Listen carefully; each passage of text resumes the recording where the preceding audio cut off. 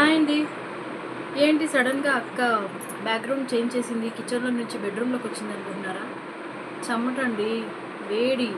ఎంత వేడిగా ఉందంటే అస్సలు కిచెన్‌లో ఉండలేకపోతున్నాను. అందుకనే వచ్చి ఫ్యాన్ కింద కూర్చొని మీతో మాట్లాడుతున్నాను. దయచేసి మీరైతే ప్లీజ్ సబ్స్క్రైబ్ చేసుకోండి, లైక్ చేయండి, షేర్ చేయండి, కామెంట్ చేయండి. ఎంత మనం కూల్‌గా ఉండాలి, కూల్‌గా ఉన్నవి తినాలి, కూల్ డ్రింక్సే తాగాలి అని అనుకున్న చికెన్‌ని చూడగానే మనసు అటటటట ఎళ్ళిపోతదనమాట. అసలు ఆగనే ఆగనంటది. ఎందుకో తెలీదు.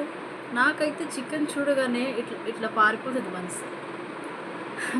అందుకనే నా తమ్ముడు చెప్పినట్టే కొన్ని బియ్యం వేసి ఎక్కువ పీసెస్‌తో చికెన్ పులావ్ అయితే రెడీ చేశాను. ఇంకొక 10 నిమిషాల్లో రెడీ అయిపోయి ఉంటుంది.